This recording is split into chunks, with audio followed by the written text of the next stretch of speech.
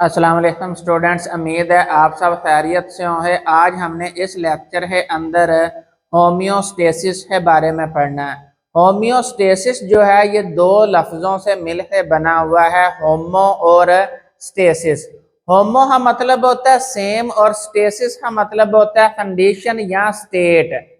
तो अब जो जानदार है उसे दो स्टेट्स का, दो कंडीशन का सामना करना पड़ता है, यानी दो माहौल का जो है वो उसे सामना करना पड़ता है। एक बैरूनी माहौल होता है जिसे हम एक्सटर्नल इन्वायरमेंट बोलते हैं, और दूसरा जो है इन्वायरमेंट जानदार है अंदर होता है, इंटरनल इन्वायरमेंट। अब एक्सटर्नल इन्वायरमेंट में जानदार से बाहर जितनी भी चीजें पाई जाती हैं, बैरूनी तौर पर जितनी भी चीजें पाई जाती हैं, वो सारी ही सारी जो है वो एक्सटर्नल इन्वायरमेंट है जिसके अंदर वो जानदार रह रहा है। और जो इंटरनल इन्वायरमेंट है उसमें आ जाता है टिश्यूज। टिश्यूज है अंदर इंटरस्टिशियल फ्लूइड्स, ब्लड, लिम्फ, ये सारी चीजें जो हैं वो इसका इंटरनल इन्वायरमेंट बनाती हैं। अब सेम कंडीशन से मुराद है जानदार जो है वो अपना इंटरनल इन्वायरमेंट यानी अंदरूनी माहौल जो है उसे एक नैरो रेंज है अंदर बरकरार रखता है।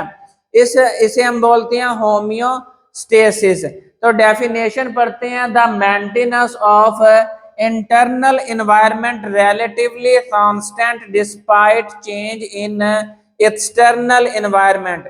ये जो एक्सटर्नल इन्वायरमेंट होता है, बैरूनी माहौल होता है, ये मसलसल तब्दील होता रहता है। जब है जानदार जो है उसने अंदरूनी जो है माहौल सारे है सारा वो उसने एक नैरो रेंज है अंदर कांस्टेंट रखना होता है। अब ये जो अंदरूनी माहौल है इसे फिक्स नहीं किया जाता, किसी एक वैल्यू पे डिफाइन नहीं किया जाता, बल्कि इसे नैरो रेंज है अंदर मेंटेन किया जाता है। इसीलिए उसने लफ्ज रिलेटिवली कांस्टेंट का यूज किया है, फिक्स नहीं होता। मिसाल के तौर पर जानदार है अंदर जो है वो मुख्तलिफ आर्गन सिस्टम्स पाए जाते हैं। ये तमाम जो आर्गन सिस्टम है ये जानदार है अंदर होम्योस्टेसिस का अमल परफॉर्म करने के लिए जो है वो जिम्मेदार होते हैं। मिसाल के तौर पर डाइजेस्टिव सिस्टम है। डाइजेस्टिव सिस्टम जो है वो ब्लड है अंदर न्यूट्रिएंट्स की डेफिशिएंसी हो पूरा करने के लिए इस्तेमाल होता है। अब जो होम्योस्टेसिस में सबसे अहम टिश्यू जो इस्तेमाल होता है वो ब्लड है, क्योंकि ब्लड ने हर सेल के पास जाना होता है, हर सेल ही जरूरियात पूरी करनी होती हैं। इसलिए ब्लड है अंदर वो तमाम चीजें लाजमी होनी चाहिए जो जिस्म के लिए जरूरी होती हैं। तो ब्लड जो है वो असल में होम्योस्टेसिस का जिम्मेदार है। तो अब डाइजेस्टिव सिस्टम में जो न्यूट्रिएंट्स हैं वो एब्जॉर्ब करवाए ब्लड को दिए जाते हैं, यानी ब्लड है अंदर वो तमाम न्यूट्रिएंट्स जज़ब करवाए ब्लड है अंदर डाल दिए जाते हैं जिन्हें सेल्स को जरूरत होती है। मसलन सेल है अंदर रिस्पायरेशन होनी है और रिस्पायरेशन में ग्लूकोज इस्तेमाल होनी है। तो इसका मतलब है ब्लड है अंदर नॉर्मल ग्लूकोज लेवल होना चाहिए, ताकि जो है वो ब्लड तमाम सेल्स को ग्लूकोज डिस्ट्रीब्यूट करे, ताकि रिस्पायरेशन जो है वो प्रॉपर अपने जो है वो परफॉर्म हो।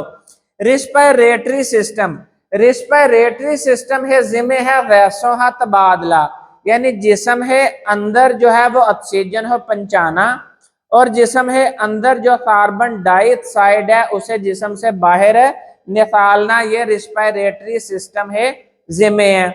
अब जब ये जिस्म ऑक्सीजन हो बाहर से अंदर ले जाता है तो जाहिर बात है उधर से न्यूट्रिएंट्स आ रहे हैं, तो ब्लड जो है वो ऑक्सीजन को भी पहुंचाता है, ताकि जो रिस्पायरेशन का अमल है उसमें ग्लूकोज प्लस ऑक्सीजन मिल जाए और रिस्पायरेशन जो है वो प्रॉपरली हो और उससे जिस्म के अंदर एनर्जी पैदा हो। ये एनर्जी जो है वो इंसानों के अंदर थर्मो रेगुलेशन ही भी जिम्मेदार है, यानी एंडोथर्मिक हीट जो है वो मेटाबॉलिज्म से पैदा होती है, और इस तरह जानदार जो है वो अपना अंदरूनी टेम्परेचर भी मेंटेन कर लेता है। मिसाल के तौर पर ग्लूकोज जो है, जब हमने खाना खाया तो उस खाने में जितनी भी ग्लूकोज की कंसंट्रेशन थी उसे फौरन लीवर के पास पहुंचाया जाता है।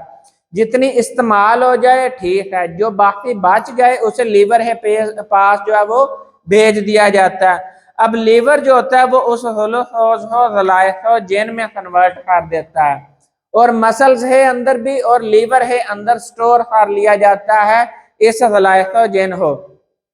जब ब्लड है अंदर ग्लूकोज का लेवल लो हो जाए तो फौरन से लीवर है अंदर और मसल सेल्स है अंदर जो स्टोर्ड ग्लाइकोजन है उसे तोड़ है दोबारा ग्लूकोज में कन्वर्ट कर है ब्लड में डाल दिया जाता है, ताकि ब्लड है अंदर जो है वो ग्लूकोज का लेवल मेंटेन हो जाए। जो इंटरनल इन्वायरमेंट ऑफ ऑर्गेनिज्म है वो मेंटेन हो जाए, क्योंकि उसने जिस्म है अंदर प्रॉपर मेटाबॉलिज्म की जिम्मेदारी उठाई हुई है। तो ये जो ग्लूकोज हो ग्लाइकोजन में कन्वर्ट करवाना और फिर ये ग्लाइकोजन हो दोबारा तोड़ है ब्लड में लेके वापस आना, ये सारा अमल जो है वो under the supervision of hormones होता है और इसमें हार्मोन जो इस्तेमाल होता है वो इंसुलिन है। अब किडनी जो है वो रिमूवल ऑफ वेस्ट मटेरियल के लिए यूज होती है, यानी जैसे ही जिस्म है अंदर बेकार मादे जहरीले मादे जमा होना शुरू हो जाते हैं तो किडनी जो है वो उन्हें फिल्टर करके जिस्म से एलिमिनेट कर देती है। अब ये किडनी उन मटेरियल्स को ज्यादा एलिमिनेट करती है जिन्हें अंदर नाइट्रोजन ज्यादा पाई जाती है, मसलन यूरिया, यूरिक एसिड और अमोनिया। ये तीन कंपाउंड हैं जिनको जिस्म से एलिमिनेट करना जो है वो इंतहाई जरूरी है। अब ये जो होम्योस्टेसिस है ये जानदार है अंदर दो लेवल पर परफॉर्म की जाती है। पहला लेवल है सेल लेवल। होम्योस्टेसिस जो है वो सेल लेवल पर भी परफॉर्म की जाती है और होम्योस्टेसिस जो है वो मुकम्मल जानदार है लेवल पर भी परफॉर्म की जाती है। सेल लेवल पे कैसे परफॉर्म होती है? सेल है अंदर होता है सेल साइटोसोल या फिर उसका दूसरा नाम है साइटोप्लाज्म। अब साइटोप्लाज्म है अंदर भी वाटर और साल्ट की कंसंट्रेशन है। बाहर इंटरस्टिशियल स्पेस के अंदर भी एक वाटर और साल्ट की कंसंट्रेशन है। अब सेल है अंदर जो माहौल है उसे हम बोलते हैं इंट्रासेलुलर इन्वायरमेंट। जो सेल से बाहर है उसे हम बोलते हैं एक्स्ट्रा सेलुलर इन्वायरमेंट। तो इंट्रासेलुलर इन्वायरमेंट और एक्स्ट्रा सेलुलर इन्वायरमेंट है जो दरमियान में वाटर और साल्ट का लेवल मेंटेन किया जाता है। तो ये होम्योस्टेसिस जो है वो सेल लेवल पर है। लेकिन जब ब्लड जो है वो डिफरेंट ऑर्गन सिस्टम है अंदर होम्योस्टेसिस करवाता है तो ये जानदार है लेवल पर है। अब ये होम्योस्टेसिस जो है वो जानदार क्यों परफॉर्म करता है, उसे क्यों जरूरत पेश आती है? चूंकि एक्सटर्नल इन्वायरमेंट जो है उसमें मुसलसल तब्दीली आती रहती है, लेकिन इंटरनल इन्वायरमेंट में चूंकि मेटाबॉलिज्म होना होता है, जिस्म है अंदर काफी सारे रिएक्शंस होने होते हैं, तो वो तमाम रिएक्शन जो है वो एंजाइम की मदद से होते हैं। एंजाइम जो है वो प्रोटीन से बने हुए होते हैं। प्रोटीन जो है वो सेंसिटिव टू टेम्परेचर पीएच जो है वो होती है। तो लिहाजा इंटरनल इन्वायरमेंट को मेंटेन किया जाता है ताकि एंजाइम जो है वो ज्यादा से ज्यादा अपना काम सर अंजाम दें और मेटाबॉलिज्म हो। बैरूनी माहौल में तब्दीली आती रहे लेकिन अंदरूनी माहौल जो है वो एक नैरो रेंज है अंदर कांस्टेंट रहे। ये होम्योस्टेसिस का जो मकसद है, ऑब्जेक्टिव है। इसके बाद है कंपोनेंट्स ऑफ होम्योस्टेटिक मैकेनिज्म। इसकी मिसाल जो है वो हम एक रेफ्रिजरेटर से समझते हैं। जैसे ही रेफ्रिजरेटर है अंदर हम एक थर्मोस्टेट होता है। ये जो थर्मोस्टेट होता है इसके ऊपर जो है वो टेम्परेचर जो है वो सेट कर दिया जाता है। जैसे ही टेम्परेचर उससे लो होता है तो फौरन जो है वो कूलिंग सिस्टम ऑन हो जाता है और फ्रिज है अंदर जो है वो कूलिंग होना शुरू हो जाती है, ठंडक होना शुरू हो जाती है। लेकिन जब ठंडक वाला जो लेवल है, कूलिंग लेवल है, वो एक लेवल से उस थर्मोस्टेट से उस सेट पॉइंट से ऊपर चला जाता है तो फौरन हीटर ऑन हो जाता है और वो टेम्परेचर जो है वो दोबारा जो है वो नॉर्मल रेंज में आ जाता है, जो थर्मोस्टेट पर आपने फ्रिज है अंदर है सेट किया होता है। इसी तरह जानदार है अंदर भी नेचर की तरफ से भी थर्मोस्टेट लगा होता है हाइपोथैलेमस। वो तमाम तब्दीलियों को जो है वो सेंस करता है और उसके बाद उससे रिलेटेड जो है वो रिस्पॉन्स जनरेट करता है। तो ये जो होम्योस्टेटिक मैकेनिज्म है, इसमें जिस्म है 3 कंपोनेंट्स इस्तेमाल होते हैं। नंबर 1 है रिसेप्टर, नंबर 2 है कंट्रोल सेंटर और नंबर 3 है इफेक्टर। रिसेप्टर जो होता है वो सिर्फ और सिर्फ सेंस करता है बैरूनी या फिर अंदरूनी माहौल में जो तब्दीली आती है, यानी चेंज इन इन्वायरमेंट। अब चेंज इन इन्वायरमेंट को हम बोलते हैं स्टिमुलस। जैसे ही स्टिमुलस आए, चाहे वो इंटरनल स्टिमुलस आए चाहे वो एक्सटर्नल स्टिमुलस आए, तो इस स्टिमुलस को सेंस करना जो है वो रिसेप्टर है जिम्मे होता है। अब हमारी जिल्द है अंदर और अंदर जो अज़ा पाए जाते हैं इंटरनल ऑर्गन्स, उन्हें अंदर जो है वो डिफरेंट रिसेप्टर्स मौजूद होते हैं। मिसाल के तौर पर जिल्द में थर्मो रिसेप्टर्स हैं, मिथेनो रिसेप्टर्स हैं। थर्मो रिसेप्टर वो रिसेप्टर हैं जो टेम्परेचर हो सेंस करते हैं, यानी चेंज इन टेम्परेचर हो सेंस करने वाले, जांचने वाले जो रिसेप्टर हैं वो थर्मो रिसेप्टर हैं। और जिस्म है ऊपर दबाव पड़ जाए, प्रेशर पड़ जाए, तो उसे जांचने वाले जो रिसेप्टर हैं वो मैकेनो रिसेप्टर हैं। अब थर्मो रिसेप्टर या मैकेनो रिसेप्टर है, ये सेंसरी इंफॉर्मेशन ले लेते हैं और इसे ब्रेन या स्पाइनल कॉर्ड में भेज देते हैं, तो लिहाजा हम उसे नाम दे देते हैं कंट्रोल सेंटर।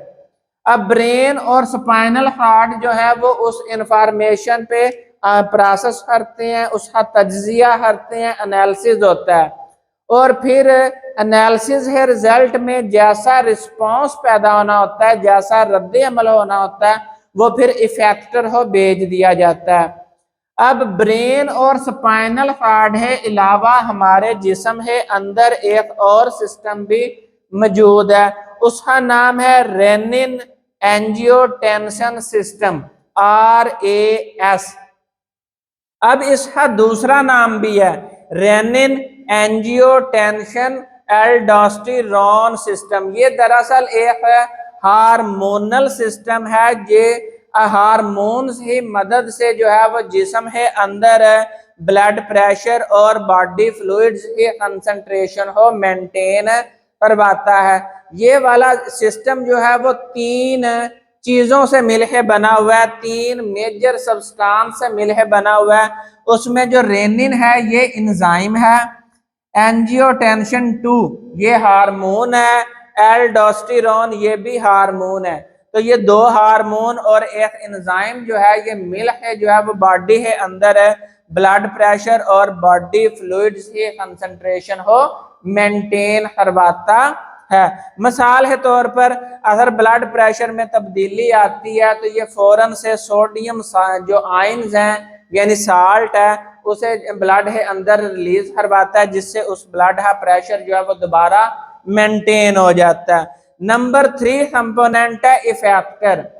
जब कंट्रोल सेंटर जो है वो उस सेंसरी इंफॉर्मेशन को प्रोसेस कर ले है, उसका रद्द अमल जनरेट करवा ले है, तो वो मोटर न्यूरॉन्स के जरिए से इफेक्टर है पास जो है वो उसे भेज देता है रिस्पांस को। अब ये रिस्पांस मिसाल है तौर पर हमारी जिल्द में थर्मो रिसेप्टर मौजूद हैं, उन्होंने चेंज इन टेम्परेचर को डिटेक्ट कर लिया, सेंस कर लिया, फौरन से सेंसरी इंफॉर्मेशन ब्रेन को भेज दी, तो वहां पर ब्रेन है अंदर उस टेम्परेचर को जांचा गया, क्या ये नॉर्मल लेवल से लो हुआ है, सर्दियों का मौसम है, या फिर ये नॉर्मल लेवल से ऊपर चला गया, गर्मियों का मौसम है, ये सारा ब्रेन प्रोसेस करेगा। मिसाल देता हूँ, टेम्परेचर जो है वो हाई है, नॉर्मल टेम्परेचर से जैसे ही टेम्परेचर हाई हुआ तो फौरन से इफेक्टर ने अपना रिस्पॉन्स शो करना है, तो अब जैसे ही टेम्परेचर हाई होता है उसमें दो रद्द अमल होते हैं। हमारे जिस्म के अंदर इफेक्टर होते हैं या तो ग्लैंड्स या फिर मसल्स। तो अब ये मसल्स के पास मैसेज आता है टेम्परेचर जो है वो ज्यादा है, तो उसके रद्दे अमल में जो हमारी जिल्द में मौजूद ग्लैंड्स हैं, स्वेट ग्लैंड्स, वो स्वेटिंग कर रहे हैं, पसीना पैदा कर रहे हैं। वो पसीना जो है जब इवेपोरेट होता है तो वो हीट जज़ब करता है, वो हीट जो है वो जिस्म से लेता है। जैसे ही जिस्म से एक्स्ट्रा हीट लेके वो इवेपोरेट हो जाए है तो जिस्म का दर्जा हरारत लो हो जाता है, तो टेम्परेचर नॉर्मल रेंज में आ जाता है। इसी तरह वेजोडाइलेशन हो जाए, यानी जो ब्लड वेसल्स हैं वो जिल्द है ऊपर वाले हिस्से की तरफ आ जाए और वो डायलेट हो जाए, फैल जाए, उसमें से ज्यादा ब्लड पास होता है और ज्यादा से ज्यादा हीट जो है वो जिस्म से बाहर खारिज होती है। इस तरह जो है वो दोबारा टेम्परेचर हो नॉर्मल रेंज पर लाया जाता है। तो ये हमारा टॉपिक यहाँ पर कंप्लीट होता है। इसमें होम्योस्टेसिस की डेफिनेशन और ये कंपोनेंट ऑफ होम्योस्टेटिक मैकेनिज्म जो है वो एज ए शॉर्ट क्वेश्चन के तौर पर आते हैं। मैं साइड पर हूँ, एक दफ़ा स्क्रीनशॉट ले लें। नेक्स्ट वीडियो में हम नेक्स्ट लेक्चर के साथ मिले हैं। उतनी देर दुआओं में याद रखें। फी अमानिल्लाह।